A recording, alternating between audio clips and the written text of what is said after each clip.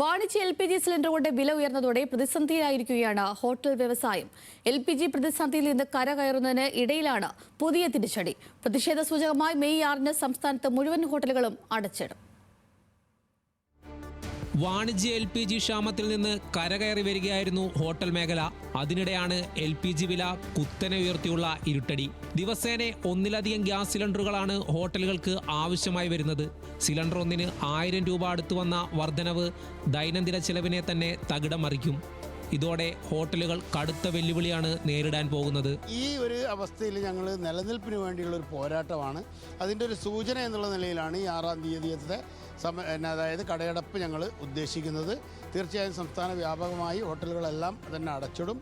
കൂടാതെ ആ ദിവസം തന്നെ മിക്കവാറും എല്ലാ ജില്ലകളിലുമുള്ള ഓയിൽ കമ്പനികളുടെ കോർപ്പറേറ്റ് ഓഫീസുകളിലേക്ക് ഞങ്ങൾ ധർണയും മാർച്ചും നടത്താനും കൂടെ തീരുമാനിച്ചു.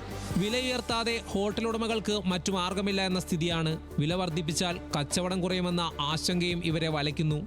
ഇതോടെയാണ് പ്രത്യക്ഷ പ്രതിഷേധത്തിലേക്ക് ഹോട്ടൽ ആൻഡ് റെസ്റ്റോറൻറ്റ് അസോസിയേഷൻ കടക്കുന്നത്.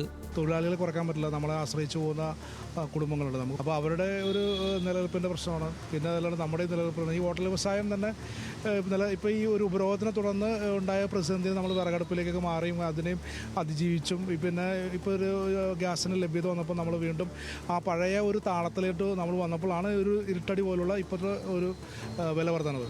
അത് നമ്മൾ ഈ മുന്നോട്ടുള്ള പ്രയാണത്തിൽ നമുക്ക് വളരെ ദുഷ്കരമായിരിക്കും. ചായ അടക്കമുള്ളവയുടെ വില ഉയർന്നത് ഹോട്ടലുകളെ മാത്രം ആശ്രയിച്ചു കഴിയുന്നവരെയും വലയ്ക്കും. തുച്ഛമായ ശമ്പളത്തിൽ ജോലി ചെയ്യുന്നവരാണ് ഏറെയും. ഊണിനടക്കം വില ഉയർന്നാൽ കാര്യങ്ങൾ സങ്കീർണമാകും. LPG വില വർധനയിൽ കേന്ദ്ര സർക്കാരിൻ്റെ അടിയന്തര ഇടപെടൽ ആവശ്യമെന്നാണ് ഹോട്ടൽ ഉടമകൾ പറയുന്നത്. ന്യൂസ് മലയാളം, കൊച്ചി.